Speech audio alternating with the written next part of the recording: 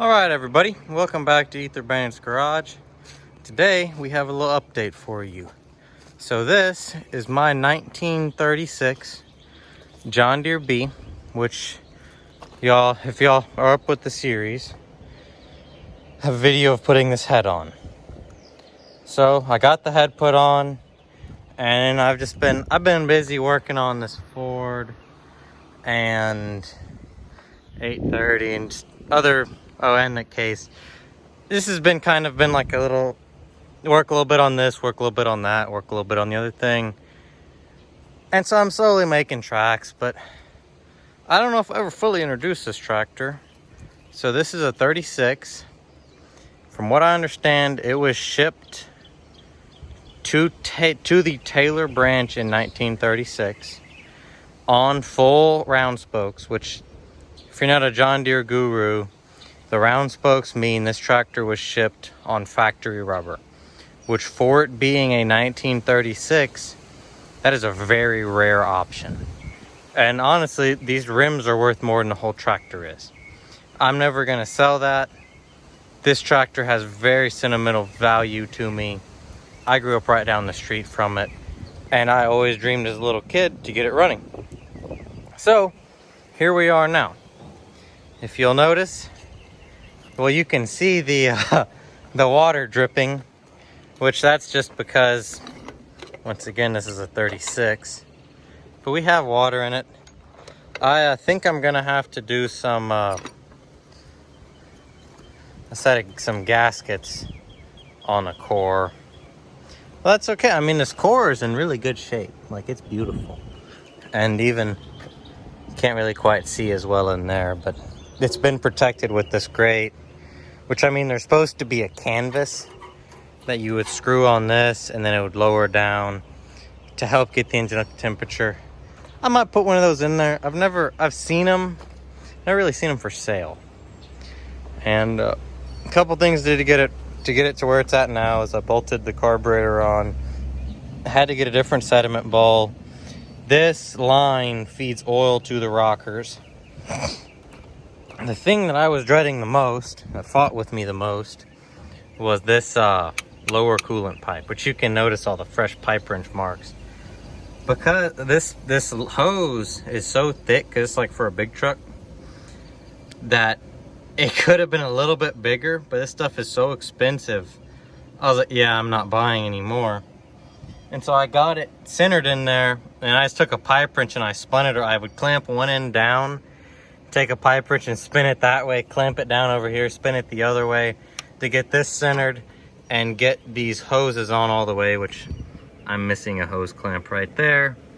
But that's because I robbed that to use on the 830. It's a whole deal. Another thing I did was, you notice this weld right here and this. So a new muffler from Steiner Tractor is, I don't even remember how much, but they're not, like, 150 bucks. Whenever you have 47 projects and 30 subscribers, and I just graduated from school, so a full-time college student, you're really not going to want to spend, I mean, I spend some money. Like, I spent money on the block and getting the head reworked. Other than that, it's like trying to make this slightly budget. So there's a big rust hole right here. So this muffler, I shortened it about 4 inches. And whenever I was doing that, it developed a hole there.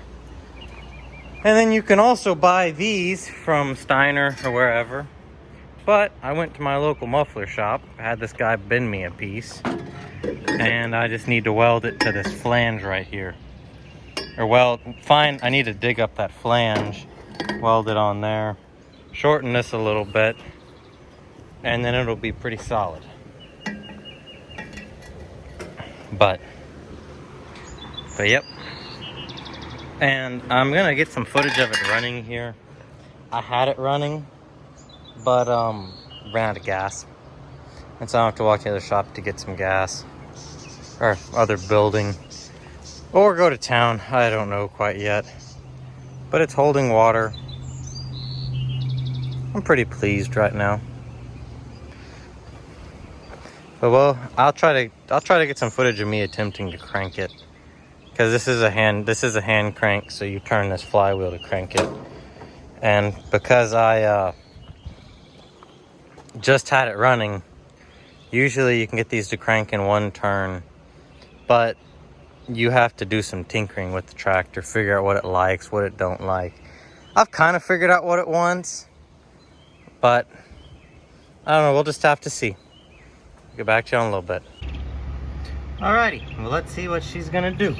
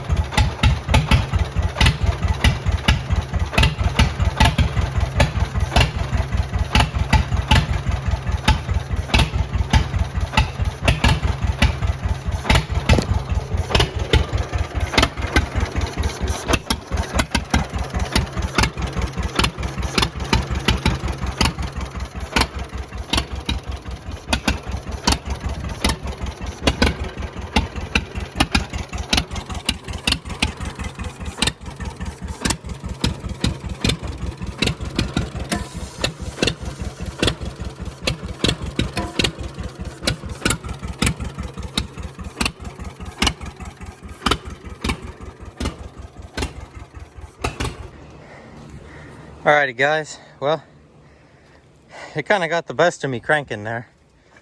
Kind of think that's because it was warm.